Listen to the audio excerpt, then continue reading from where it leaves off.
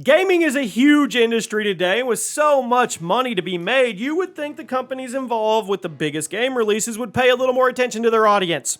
What is up, everybody? Chaos here. Welcome to the channel. Today, we're just gonna go for it. We're gonna look at games that pissed the world off, whether it be bad business decisions, broken promises, or just flat out bad game design. These are the games that caused a massive stir among the people who were supposed to love it. Instead of celebrating its release, we sharpened our pitchforks and we took to the internet to make sure everybody knew how disappointed and pissed off we were. So, you let me know which of these games upset you the most. Drop a like, turn on those notifications.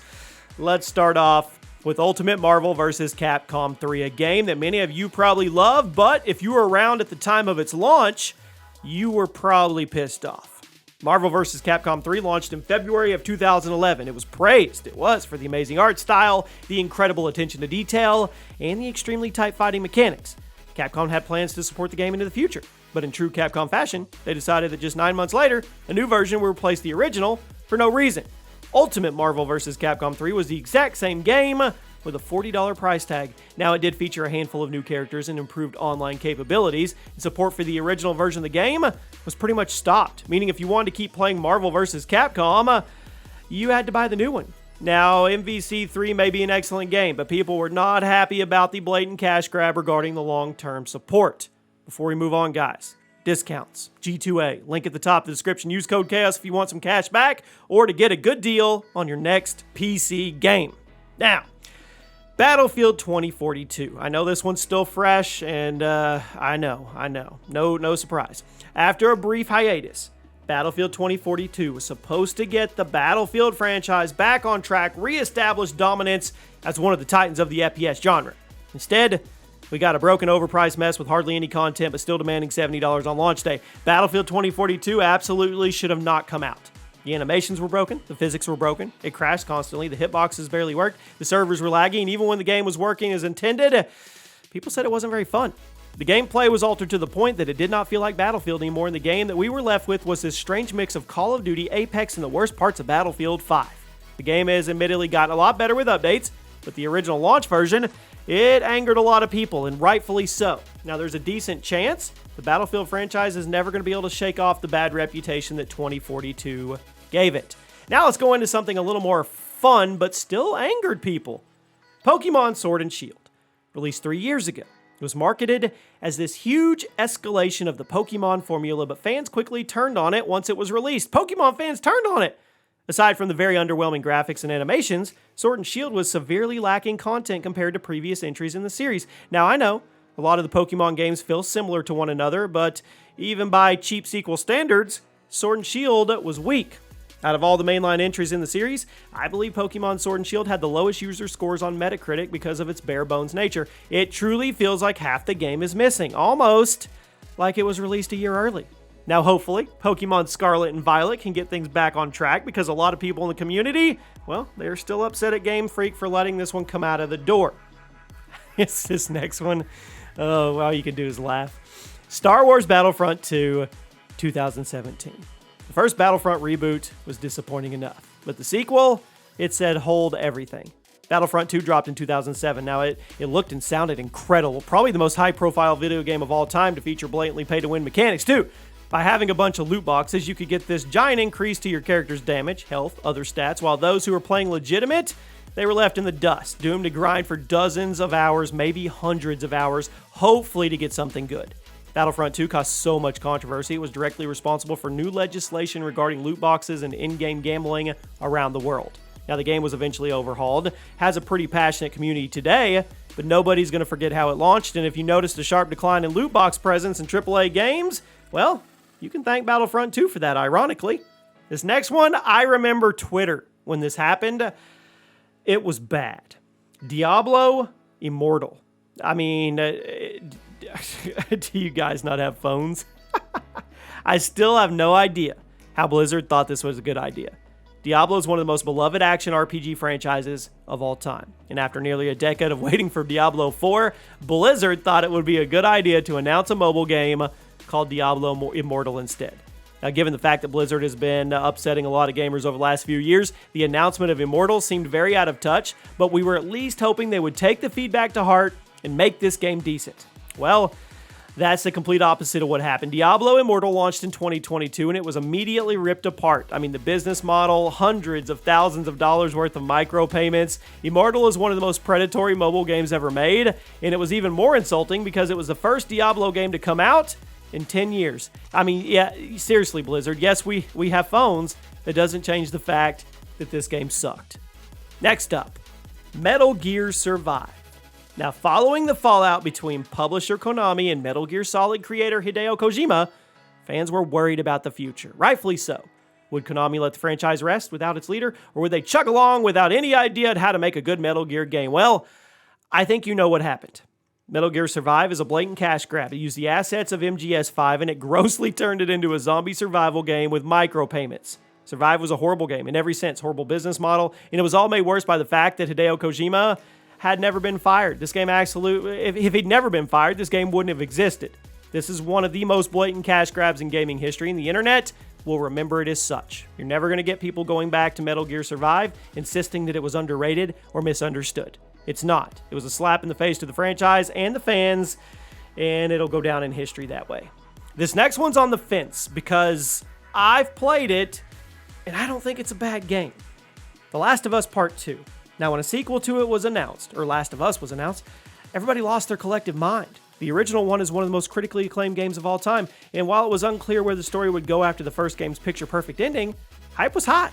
And when the game launched in 2020, the internet, they got divided. Now, the gameplay was smooth, the graphics were incredible for a PS4 title, the story was extremely divisive due to Naughty Dog's decision to brutally kill off a fan-favorite character very early in the game, and many felt the story being told really wasn't worth the emotional weight or misery that came with it. Now, critics, they loved The Last of Us 2. Gamers, they were very divided on it, and Naughty Dog kind of dug themselves into a hole with the gaming community, and speaking of which, segue, The Last of Us Part 1. Now, Naughty Dog keeps digging the hole. This time around, well, it's universally criticized not too long ago. They announced a full remake of the original Last of Us game for the PS5 and PC. They initially boasted the gameplay would be overhauled and the project was absolutely not a simple cash grab, and then leaked gameplay videos and an underwhelming second trailer came out, and it confirmed that the upcoming remake is more of a $70 remaster with cutscenes. The gameplay is almost completely unchanged from the original game, and while the new cutscenes look beautiful, the internet is in pretty strong agreement it's not worth $70. It's one thing to remake a game that's become a cult classic, or maybe the original version isn't very easy to obtain anymore, but it's another thing entirely to remake a game that's so popular, very easy to get your hands on, and you're not even updating the gameplay to better fit the times. Now, if you're charging $70, I don't know. I mean, I'm excited for it, but $70? What stops me from playing the PS4 version for $20 and watching the remake's cutscenes on YouTube for free? The answer is absolutely nothing. Halo Infinite. Now, Halo Infinite provoked the internet's wrath so many times, now it's hard to tell if people actually enjoy the game or not. Do you? When the first gameplay trailer was shown off, the internet rightfully pointed out how last gen it looked, and Microsoft wisely delayed it for an extra year of polish. When the game came out, the campaign was solid. Gameplay was excellent, but 343, they continued to frustrate gamers everywhere with a severe lack of content and insulting business model and progression system. The multiplayer mode may have been free to play this time around, but there wasn't anything to do, and the process of leveling up was excruciatingly slow, and it felt like the game wasn't actually rewarding you. 343 has slowly drip-fed players more content, but the community just isn't passionate enough to stick with anymore. After Halo 4 and 5 both had serious problems with content, Halo Infinite is in no position to play the slow catch-up game, but that seems to be 343's strategy. Core Halo features were removed from the original build of the game, and some of them still have not been implemented over 6 years later. I don't know, has it run out of time, or do you think it's good to go?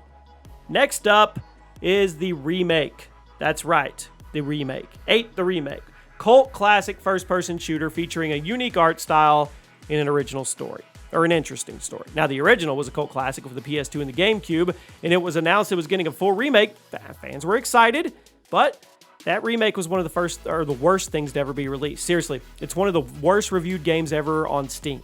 The remake dropped in 2020. It was immediately ripped apart for completely ditching the unique art style and the presentation of the original. It also featured weirdly dumbed-down gameplay and a complete lack of identity. Oh, did I mention bugs? The original is amazing, holds up excellently. The remake, it's probably one of the worst games to come out in a few years. You probably want to avoid that one, and this next one goes right with it, even though it's in a better state now. I hate saying that. Fallout 76. Bethesda really stretched the truth. They did. Fallout 4, financial success. but many fans of the series felt it strayed a bit too far from the franchise's RPG roots. So Bethesda decided to take that criticism and do nothing with it, because a few years later they released Fallout 76, an online Fallout game that was marketed to have 16 times the detail as Fallout 4 and featured tons of amazing gameplay elements, but when we got it, it wasn't even playable. The original version of 76 was not only ridiculously overpriced, but tons of marketed features, they weren't there. The game barely functioned on day one. It took forever to get patched up. There was a seriously lack of content, as well as the whole structure of the game made no sense. It barely had any of Fallout's iconic RPG nature to it, but it was also lacking anything that made online survival games fun. So why did the game exist? It also didn't help that Bethesda was caught about a pre-order bonus and collector's items, but we're not going to get into that one. I just recommend you go watch the internet's historian's video about the whole fiasco, because he goes way more into detail than I can in this video. Fallout 76, it's gotten itself to a decent place with a few years worth of updates, but at launch, people were pissed. How about some fighting action? Street Fighter X Tekken. Capcom has had a bad habit of putting DLC on the game disc and then expecting nobody to find it. Released in 2012, Street Fighter X Tekken was the first in what was supposed to be a two-part series, but after the original release was a flop, everything else was canceled. This crossover fighting game featured a really cool roster of characters and some pretty good mechanics. Unfortunately, everything else was a hot, sticky mess. Aside from the new gym system being hard to understand at first, Street Fighter X Tekken quickly made headlines for partaking in a very shady practice of having future DLC content locked on the game disc on launch day. So within hours of release, data miners not only found unreleased characters, they found platform-exclusive characters on other versions of the game, meaning you could hack your Xbox copy of the game to use the PlayStation-exclusive characters. Now, of course, people were pissed off that the game literally had locked content on the disc that you just bought, and it was either totally inaccessible or simply locked behind a paywall. Plus, the Xbox 360 version of the game didn't actually have tag team matches despite being advertised as such, and when confronted with this bait and switch, Capcom tried to blame Xbox Live's architecture despite the fact that the other fighting games had tag team matches with no issues. Street Fighter X Tekken's a solid fighting game, but there were so many problems with it and so many controversies that it financially underperformed, and Capcom scrapped their plans to continue the series. Next one is sad. It makes me want to cry. Cyberpunk 2077. Is it safe to say it's one of the most falsely advertised games in history? It was legitimately a good open world RPG that was pushed out the door way too quickly and probably never should have came out on previous gen. Far future first-person RPG jam-packed with content, the game world was detailed. It featured countless NPC interactions and possible paths for your character. When Cyberpunk first dropped in late 2020, it shook the industry. It was busted. Now, it'd been a long time since a game this high profile ended up being such a disaster, and frankly, this might be the most publicized failure in gaming history. People who don't even play video games were hearing about how much of a mess Cyberpunk 2077 was, and a number of lawsuits were drawn up within weeks of the game coming out. So, what was wrong? Well, everything. The project was too ambitious for previous gen hardware to handle, and even on modern gaming PCs, it struggled. The glitches? They're too plentiful to count, but there was there was more or less unplayable areas where it just came out and you couldn't do anything. This game was heavily marketed and hyped up, and then it was busted. The gaming world was flat out lied to. And yes, the game has been patched up, and it's now a very good RPG experience that we should have gotten on day one. We should never forget how it launched. This game is a reason a lot of people don't pre-order games anymore, and I don't blame you. And to top off our list today of games that pissed off the world, Warcraft 3 Reforged. Speaking of total lies and falsities, let's close it out with one of Blizzard's more absurd blunders. Warcraft 3 was a game that arguably made the franchise mainstream, and it was millions of people's introduction to the universe. Warcraft 3 Reforged was announced as this big, high-tech, modern remake of the game that would overhaul everything. The visuals, update the gameplay, basically fix everything that was technically wrong with the original. So what did we get when the game launched on January 28th of 2020? Well, aside from the fact that Blizzard completely removed the original game from sale and replaced it with this, the remake was a mess. The UI was overhauled, it was worse, it was jam-packed with bugs, there was even a number of advertised features that were straight up not there. Blizzard also completely lied about many of the cutscene and gameplay overhauls, and there was a ton of new bugs as well as old bugs from the original game that were inexplicably left unfixed. Less than a month after release, Blizzard was forced to offer full refunds of the game, and while updates did fix a number of the issues, Warcraft 3 Reforged is still somehow a noticeable step backwards from the original game. Many gamers, they're never going to forget that. There you have it. Those are games that made you angry. They pissed you off. Let me know one game that didn't make the list that was deserving, and I'll see you guys soon.